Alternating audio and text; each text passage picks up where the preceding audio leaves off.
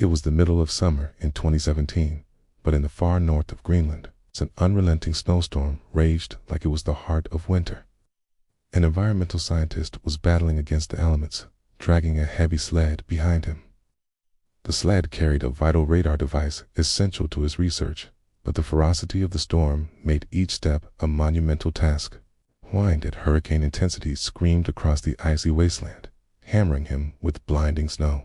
His face was going numb, ice forming on his lips and cheeks, yet he kept his eyes fixed on a single, crucial point of vivid orange triangle a few yards away. It marked his tent, the only shelter for over 100 miles. Just a few days earlier, he and his fellow researchers had arrived at this remote, frozen expanse. The air had been brutally cold, yes, but the sky had been clear and the sun shining, allowing them to set up their base, secure heat and water supplies, and begin their work. But now, the weather had turned against them. With each punishing gust, the wind drove the scientist down to his knees.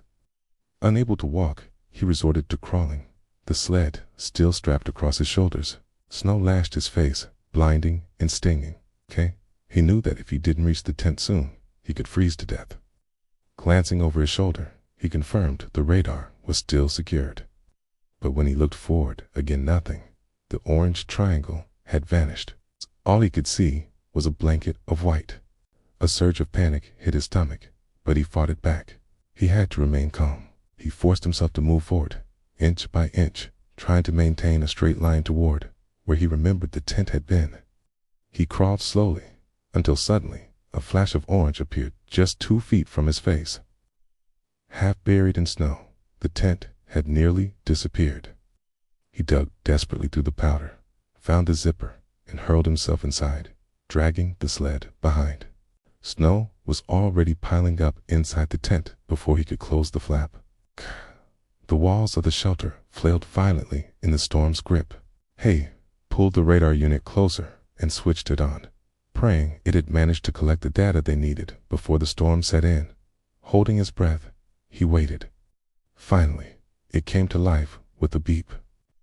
The screen flickered, then displayed images proof of what the team had come to uncover. Beneath the tent, buried under 100 feet of solid ice, lay the remains of a long-abandoned settlement. Once inhabited by over 200 people, this lost city was now a frozen time capsule. But what it concealed wasn't just historical. It could still pose a threat, even decades later.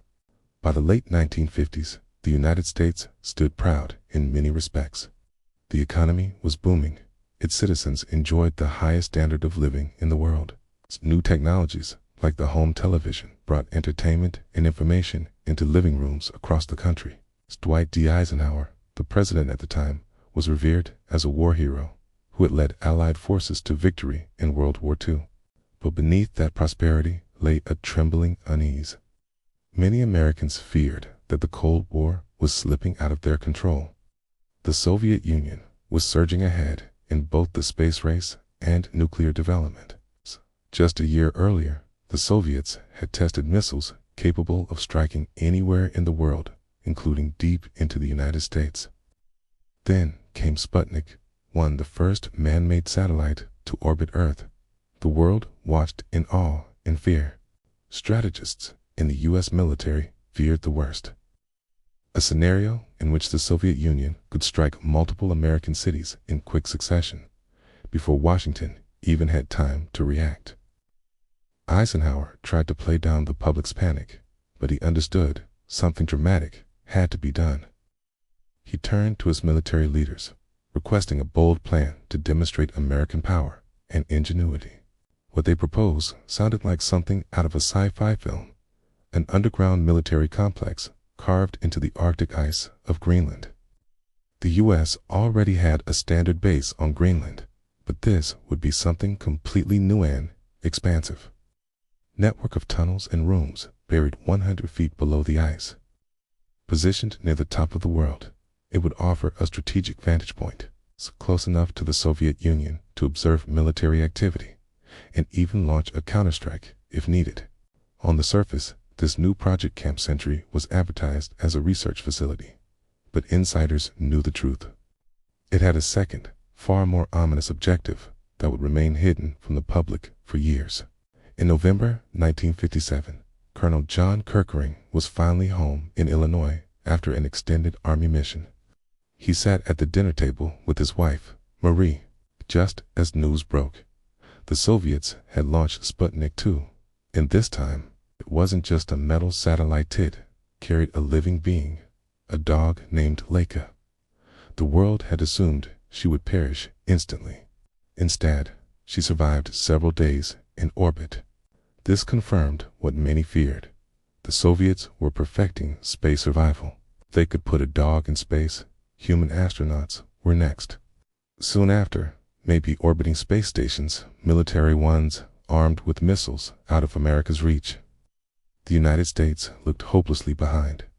Kirkering watched the coverage anxiously. When Eisenhower appeared on television that night, he spoke from the Oval Office with a calm demeanor. He told the nation that, although the Soviets had made some gains, the United States still maintained military superiority. Kirkering knew this was not entirely true. The president was trying to comfort the nation, but America's confidence was cracking. Kirkering had fought in the Pacific during World War II and had seen the devastation of atomic warfare up close. He had one mission now: prevent a nuclear catastrophe at any cost. That evening, he remembered a wild proposal from the Army engineers base under Greenland's ice. Powered not by diesel, but by nuclear energy. It was a daring idea and dangerous. Just a month earlier, the world's first nuclear power plant had suffered a critical accident after a premature reactor activation. But, despite the risks, nuclear power was still seen as the key to the future. Eisenhower was a staunch believer in atomic energy. And so, despite his concerns, Kirkering decided that the plan deserved serious consideration. America couldn't afford hesitation. It was falling behind. Kirkering realized he had the chance to help tilt the scales. By May 1959, Kirkering found himself riding in a military snow tractor, a tracked vehicle called a polecat, bouncing across Greenland's icy wasteland. After months of advocating for Camp Century, he was now the man in charge, commanding the construction mission and leading the Army's polar research team. Their first challenge: find a site for the base. It was proving difficult. They needed a vast, flat stretch of ice, at least half a mile long close enough to an airbase to fly in materials, but far enough north to avoid melting ice in summer. But the landscape was anything but cooperative. Everywhere was rough terrain. And now they faced a steep, snow-covered hill. Kirkering's driver asked if they should find a different route, but Kirkering insisted they climb it. They had a schedule to keep. The polecat roared up the slope, bouncing violently. Kirkering braced himself. Key looked back. 2 more vehicles were close behind. As they crested the hill, the land flattened into a wide, solid white plateau. Kirkering ordered the driver to stop. He stepped out into the bitter air. 2 officers from his team rushed ahead with survey tools. They poked into the ice with long rods, calling back results. The surface was flat. Still more measurements, still flat. Kirkering allowed himself a rare smile. This could be the place. 4 months later, in September 1959, a team of Army engineers sat huddled inside a temporary mess hall on the ice, sipping hot coffee while a snowstorm howled outside. Hours of work had been lost under a fresh blanket of snow. Since summer, they had been living in tents and working tirelessly on the spot Kirkering's team had selected. Their leader on the ground, Captain Thomas Evans, stared grimly through the frosted window. Though they'd made remarkable progress, one crucial piece remained: the energy wing dissection that would house the nuclear reactor. They were racing against time. Winter was coming fast, and once the deep freeze arrived, construction would be nearly impossible. Technically, the U.S. didn't have Denmark's permission to begin the project. The Danes, who controlled Greenland, feared the Soviets would view a nuclear base so close to their territory as a direct threat. But Evans and his crew weren't waiting. Greenland's summer was too short. They had to act. For 3 months, they drilled, cut, and tunneled into the glacier. It was exhausting work. They had completed the central tunnel dubbed Main Street, a structure over 1,100 feet long and 26 feet wide. Branching off from it were 25 secondary tunnels, designed to hold living quarters, research labs, and a mess hall. To anyone on the surface, it looked like an empty ice field, save for a narrow entrance. But beneath the snow was an emerging underground fortress. One final trench remained, the future site of the nuclear power plant. Crews were desperate to complete it before the temperature plunged too far. That day, as the blizzard began to die down around 5 p.m., Evans stepped outside. The wind eased, and so did the team's tension. For now, as Evans stepped into the heart of the camp, daylight vanished almost instantly. In its place, long lines of industrial lights stretched overhead. The floor beneath him crunched with every step. It was packed snow, compacted by constant foot traffic. The metal walls enclosing him were coated in a thick layer of frost. Aside from the sound of his own movement, silence blanketed everything around him. At times, it felt to Evans like he was descending into a crypt, rather than a functioning military base. But the silence didn't last long. As he moved down the central passageway known as Main Street, the sharp, rhythmic clang of hammers echoed from the far end.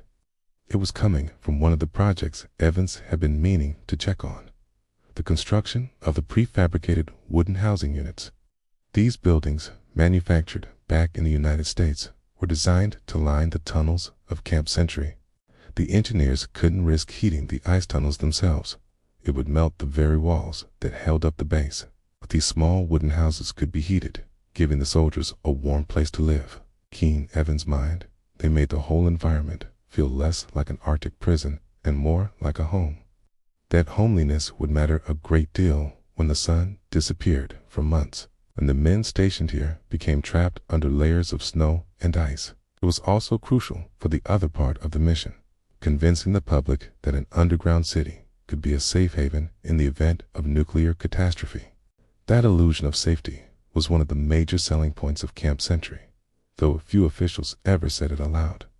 President Eisenhower needed to reassure Americans that they could survive a Soviet nuclear attack, even if survival meant hiding deep beneath Greenland's ice sheet.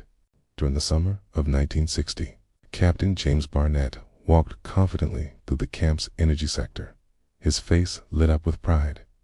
Walking beside him was none other than Walter Cronkite, the most respected journalist in the United States. Cronkite had come to document the camp for a television series called 20th Century, and Barnett had one goal: impress him. Through Cronkite, he could win over the hearts and minds of the American people. Barnett guided him past an area where several engineers were building elevated wooden platforms, soon to be the base for reactor equipment. He paused at a wooden railing, inviting Cronkite to peer into a deep pit carved into the snowy floor. This, Barnett explained, was the camp's water well created by melting ice with large steamers. When Cronkite asked how old the water was, Barnett grinned and replied, "We'd probably start with 100-year-old water and end up in a hole 500 feet deep, drawing on water that's thousands of years old." So, man's newest technology runs on nature's oldest element. Barnett explained that this ancient water would help cool the nuclear reactor and create steam for electricity. For most viewers back home, nuclear energy was a mystery. So he broke it down simply. The water prevents the reactor from overheating, and the steam it produces turns turbines, generating power. He led Cronkite down the reactor tunnel to an unassuming plywood building. Though the structure was plain on the outside, Barnett assured the journalist that inside was the core of Camp Century's power. Inside, they found a labyrinth of pipes and turbines weaving through the walls and ceiling. Engineers moved carefully around the central piece of equipment, testing uranium rods that would soon be placed in the heart of the reactor. Later that day, as Cronkite filmed the final scenes of his documentary, Barnett stood outside the camp beside Captain Evans, a cigarette smoldering in his hand. Cronkite's closing words echoed in the cold. Men will stay behind here in their city, under the ice, to continue man's battle against nature. He has brought his greatest scientific achievement power from the atom to the top of the world. But can he live here? Barnett knew it was a profound question. They only had a few more months to finish the reactor and prove to the American public, to Denmark, and most of all, to the Soviet Union, that Camp Century wasn't just a bold idea. It was a necessary investment. On August 13, 1960, Colonel John Kirkring marched purposefully down Camp Century's central tunnel, flanked by an entourage of American and Danish diplomats. This visit was an inspection, and Kirkring was determined that it go flawlessly. Tensions had been rising between the U.S. and Denmark. The Danish government was frustrated that the Americans had started construction on the base 2 months before receiving official approval. They were also deeply concerned about the environmental risks, especially the idea of a nuclear reactor buried under Greenland's ice that could leak radioactive waste. Who would clean it up if disaster struck? Privately, Danish officials harbored an even deeper concern. They feared the U.S. might use the base to develop or house nuclear weapons, something Denmark wanted no part in. But above all, they were annoyed by the flood of American media coverage. Documentaries, press articles, and photos had saturated the public with Camp Century content, making the project a matter of national pride for Americans. That kind of momentum would be hard for Denmark to oppose. Kirkring understood their frustrations, but believed the base's potential outweighed its risks. The U.S. had already invested the modern equivalent of $90 million, with most of that spent on the reactor. And the base was only 6 weeks from completion. To showcase progress, Kirkring brought along Captain Evans, who had been there from the beginning and could give the delegation a first-hand glimpse of life under the ice.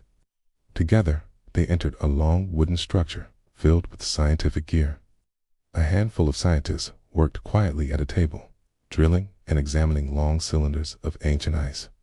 Evans explained how each core, layered like tree rings, preserved a history of Earth's climate going back 100,000 years. These frozen timelines offered insights into the natural world that had shaped human civilization. One Danish diplomat leaned in with curiosity. Kirkring noticed.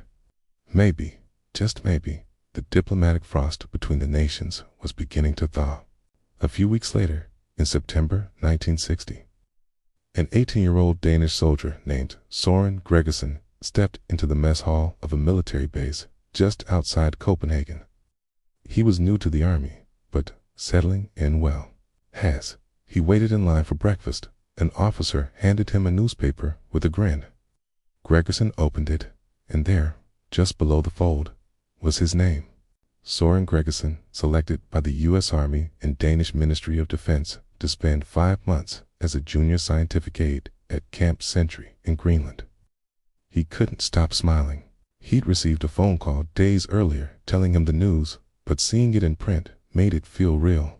This meant the two nations had finally reached a point of cooperation.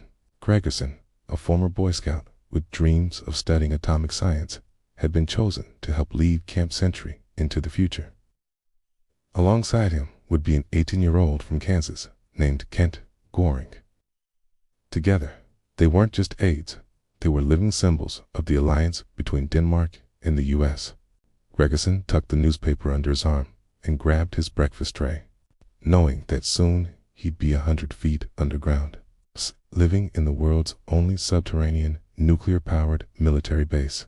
By early November, Gregersen was bundled in a thick parka, walking down a dim corridor known as the mess hall tunnel. He and Goring had been assigned a task: press plastic pegs into the tunnel walls as part of a maintenance routine. It wasn't glamorous, but it was important. The engineers would use the pegs to measure how much the tunnel walls had shifted. Although the location had been chosen for its frigid stability, the camp's generators created heat that slowly melted the surrounding ice. On top of that, snowfall above compressed the ice sheet, forcing the ceilings downward and floors upward. The walls were closing in literally. As Gregerson worked his way down the passageway, he entered a narrower corridor. He froze. Just a week ago, this hall had been tall enough to walk through comfortably. Now, he'd have to crouch just to pass. The ice was shifting far quicker than he expected. It dawned on him how isolated they truly were. No one outside the camp could help if something catastrophic happened. He shouted back to Goring that he was going to report the tunnel's condition. He tried to stay calm. Surely, the engineers knew what they were doing. They wouldn't let the camp collapse, would they? A month later, in December, Gregerson stood in the reactor tunnel, torn between anticipation and anxiety. Up until now, every attempt to activate the reactor had failed. Radiation levels spiked dangerously each time. Winter delays had held up deliveries of protective lead shielding. So, the engineers improvised. Gregerson and Goring were tasked with sawing frozen wooden planks into fine sawdust, stuffing the powder into plastic bags, and soaking them in water. This waterlogged sawdust was their makeshift shieldment to block radiation until the proper materials arrived. When everything was ready, an engineer powered on the reactor. The team gathered around nervously, watching radiation levels. For the first time in weeks, the monitor remained steady. After 20 minutes, cautious cheers rippled through the crew. The system was holding. Gregerson asked if they would switch the camp's power supply to nuclear, but the team leader said they'd wait just one more hour to be sure. As the 50-minute mark approached, the room tensed. Everyone leaned in, eyes fixed on the instruments. Then, suddenly, alarms wailed. An engineer lunged toward the control panel, flipping the emergency shutdown. The radiation levels had surged without warning. They were in danger. Without hesitation, Gregerson and Goring raced for the sawdust bags, tossing them toward the reactor and surrounding it completely. They hoped the hydrogen in the soaked sawdust would absorb the radiation. Once their job was done, they backed away, giving the engineers space to investigate. Confused shouting erupted among the reactor crew. Something had gone terribly wrong. Gregerson exchanged a look with Goring. The best option was to leave. They'd only be in the way. As they hurried down the hallway, Goring admitted he was scared. The reactor had nearly gone critical. Could the Army really keep them safe? Gregerson said the experts believed they could. But deep down, he wasn't so sure anymore. There were signs, far too many signs, that they were standing on the edge of a disaster. More than 3 years had passed when, in July 1963, Captain James Barnett marched with clenched fists down the reactor tunnel of Camp Century, his frustration nearly boiling over. His footsteps echoed as he gathered his weary team, announcing that he had something important to share. As the crew assembled around him, Barnett's gaze fixated on the lifeless reactor, silent, cold, and stubbornly unresponsive. It hadn't operated properly in weeks, despite countless hours spent troubleshooting. The reactor never stayed online long enough to power the base for more than a few fleeting days. The radiation was too intense, even after heavy lead shielding had been added. Had fought a losing battle against the very technology they were sent to test. Barnett took a deep breath, then looked at the men who had endured so much with him. He knew what he was about to say would leave them angry and disillusioned. But he felt they deserved to hear it from him, face to face. The United States government had decided to shut down Camp Century. Barnett hadn't even been informed through official channels. Instead, he had received a bundle of newspapers from home, and buried among the pages was a headline breaking the news. Just like that, the fate of their mission was sealed. As he expected, outrage swept through the group. They were, quite literally, the last people on Earth to learn that their own program had been quietly terminated. The article referred to their reactor as outdated, especially when compared to the Navy's new pride, the Polaris submarines. These cutting-edge vessels could launch nuclear missiles while remaining deep underwater. making them virtually invisible to enemy surveillance. With this advancement, the U.S. had gained a crucial strategic edge over the Soviet Union. Why invest in a stationary reactor in a frozen wasteland when stealthy nuclear submarines could strike from anywhere on the globe? While the Navy surged ahead, the Army's experiment at Camp Century was dismissed as a costly misstep. Marnet stood silently. He had always been decisive, always ready with the command, but not today. There were no more orders to give. Instead, he simply thanked his crew for their dedication and reminded them that they had contributed to something bigger, even if the mission didn't end as hoped. He gave them the rest of the day off, encouraging them to process the news however they needed to. As the team dispersed, Barnett set off to locate Captain Evans. They would need to meet with Colonel Kirkering to coordinate the shutdown of the facility.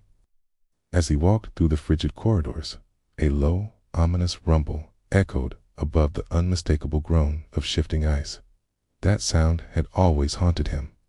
It was a reminder that this base was never meant to last forever. In hindsight, perhaps the warning signs had been there all along.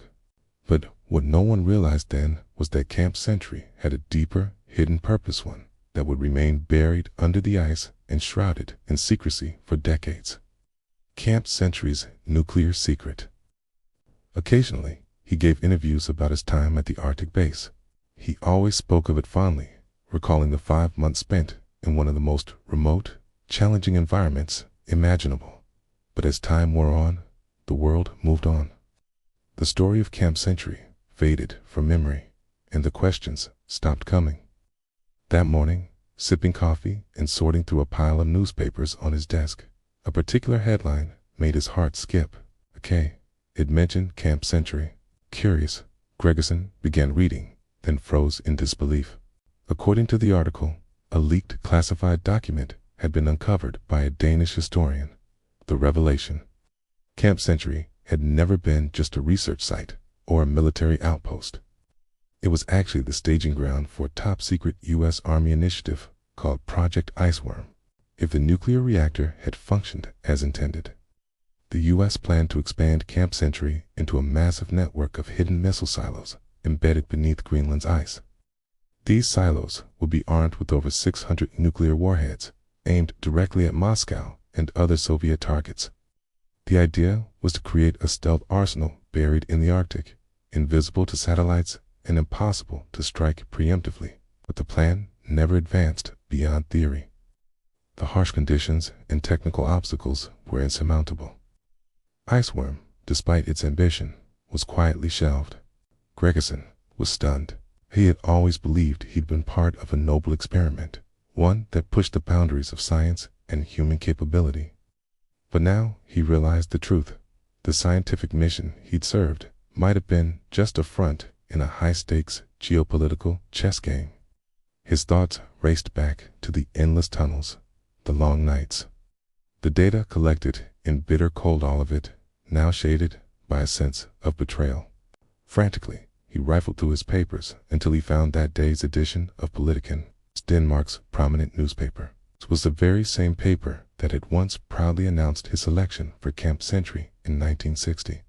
Now, more than 3 decades later, it was reporting on a secret that had been hidden under their noses the entire time. One article even suggested that the Danish government had been too trusting, and perhaps should have demanded more transparency from the Americans. Gregerson felt a knot tighten in his stomach. Should he have asked more questions back then? Should he have been more skeptical? What troubled him most was the idea that he may have unknowingly contributed to a weapons program, one that could have escalated the Cold War into a nuclear nightmare. He kept thinking, what else might be uncovered as more documents were declassified? What other secrets lay frozen beneath the Arctic ice? Gregerson would carry these unanswered questions with him for the rest of his life.